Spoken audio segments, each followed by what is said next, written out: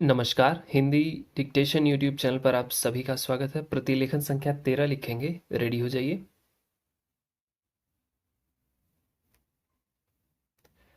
महोदय, यह भी विचार किया गया है कि जो व्यक्ति समाज में काम करता है, चाहे आविष्कार का काम करे, चाहे दूसरा कोई काम करे, उसको उस काम में तब तक सफलता नहीं मिल सकती है जब तक कि समाज का सहयोग या समाज ने जो परिश्रम किया है या कुछ आविष्कार किया है उसका उपयोग उसको प्राप्त न हो, उसका उपयोग वह न कर सके।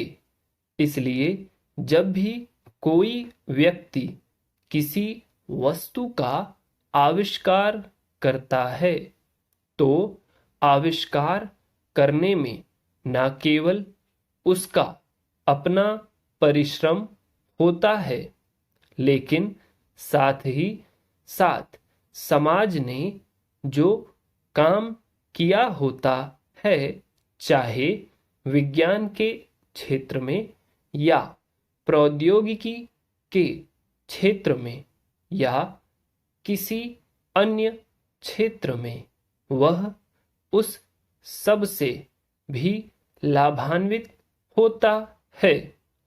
इसलिए जब हम किसी आविष्कारक के किसी आविष्कार के अधिकार की रक्षा करना चाहते हैं तो उसके साथ साथ यह भी विचार हमारे दिमाग में आता है, जिस व्यक्ति ने समाज की सहायता से आविष्कार किया है उस समाज को भी उसका फल अधिक से अधिक मिलना चाहिए।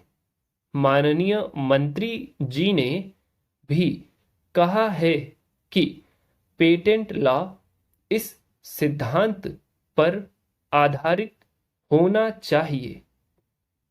मैं समझता हूं कि पेटेंट लॉ के पीछे दो सिद्धांत निश्चित हैं।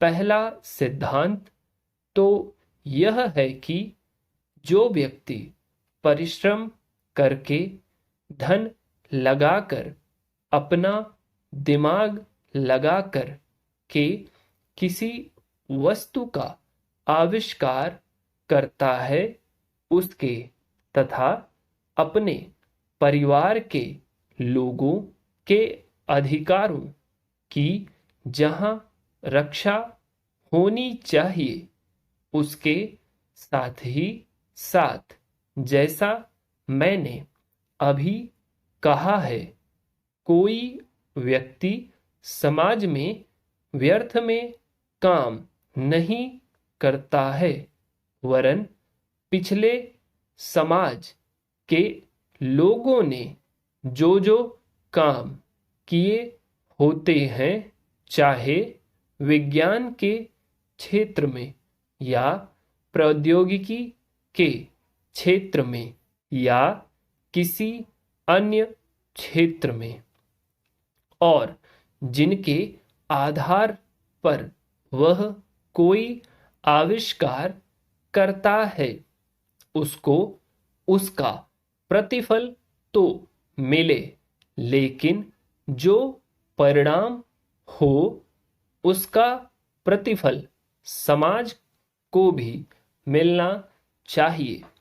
मंत्री महोदय ने कहा है कि जो इस सिद्धांत है वह भी इस विधेयक के पीछे स्थापित किया गया है और इस बात का ध्यान रखा गया है कि जहां हम किसी व्यक्ति के आविष्कार के जो अधिकार हैं, चाहे वह धन के उपार्जन का अधिकार हो या प्रतिष्ठा प्राप्त करने का अधिकार हो, उसे प्रतिष्ठा का और चाहे धन का दोनों का लाभ व्यक्ति विशेष को भी मिले। एक जगह गलती हो गई, इस बोल दिया था, शायद वहाँ यह था, उसको देख लीजिएगा। वीडियो अच्छी लगी तो लाइक कीजिए, चैनल को सब्सक्राइब कीजिए। Thank you very much.